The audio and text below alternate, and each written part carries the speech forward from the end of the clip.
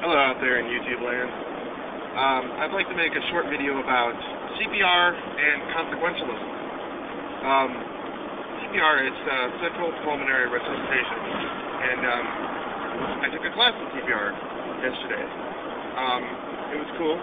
It's nice to know how to do that, possibly save someone's life. I'm horrible at finding the pulse, I will say that.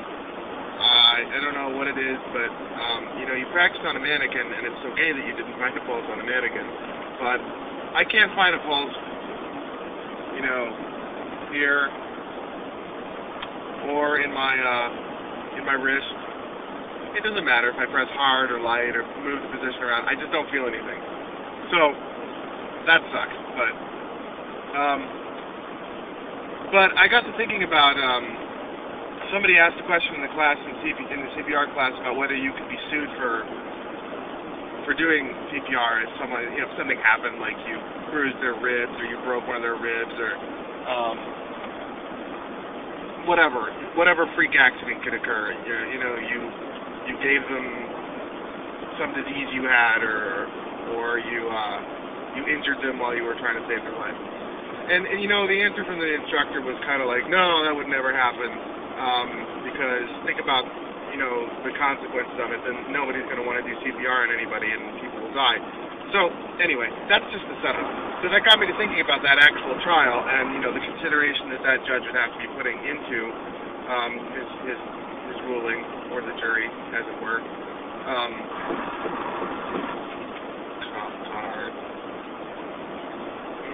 Okay. Basically, they'd have to be considering whether to think about the problem in terms of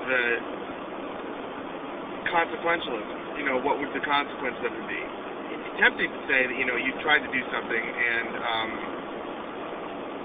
well, not tempting, but you could consider it from the perspective of, you rendered service, but you harmed this person, so you're responsible for the harm, despite the fact that you rendered assistance. I'm not saying that makes much sense to me or that I would subscribe to that, but you could, from a legal perspective, argue that.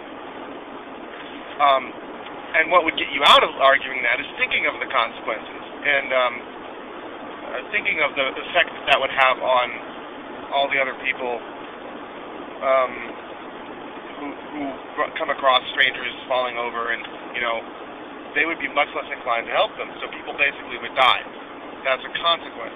I know that there are other ways to reason your way out of this and other ways to reason around it, but just for a minute, follow me on this one, because consequentialism from the traditional schools of philosophy, Aristotelianism,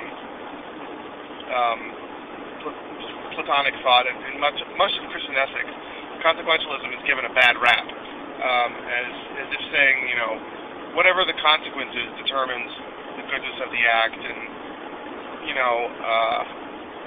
if you killed 2 people to save 100, then that's a good act because the consequence is better than the act.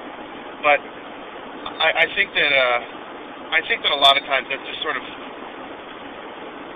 a very false way of reasoning, and it fails to realize that the consequence of an act usually has to do a lot with the circumstance.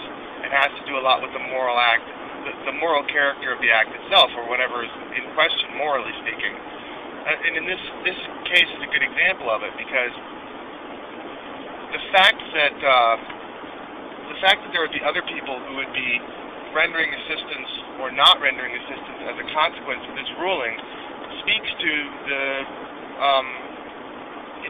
the very nature of the act, which is somebody in that trial was helping somebody else, and it tends to generalize it. It tends to make a general case out of that particular act and try to find what is the moral principle that applies to helping someone but hurting them, saving their life but hurting them. What is the general moral principle? One of the things that's sort of leveled against consequentialism is these extreme cases where, you have outcomes that are bizarre. Like, if we had known that Hitler was going to be evil, we would have slaughtered him as a child.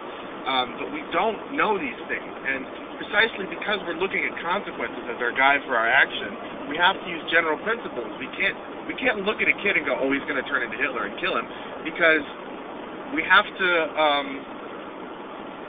consider generalities. And the vast majority of people don't turn into Hitler, even if they grow up to be assholes. You might be pretty sure that this kid is going to be an asshole, but he's probably not going to be Hitler.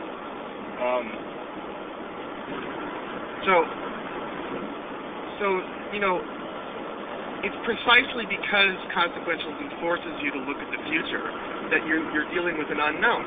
You don't know what the consequences are going to be, and so you have to consider the likely consequences. And in considering the likelihood of these consequences, you're basically doing you're doing a situational assessment and coming up with a moral understanding of the situation based on principles of generality, which is much like a traditional ethic. And I think it's basically just a different way of looking at it. And I'd like to say straw man to to many of the arguments that are leveled against consequentialism.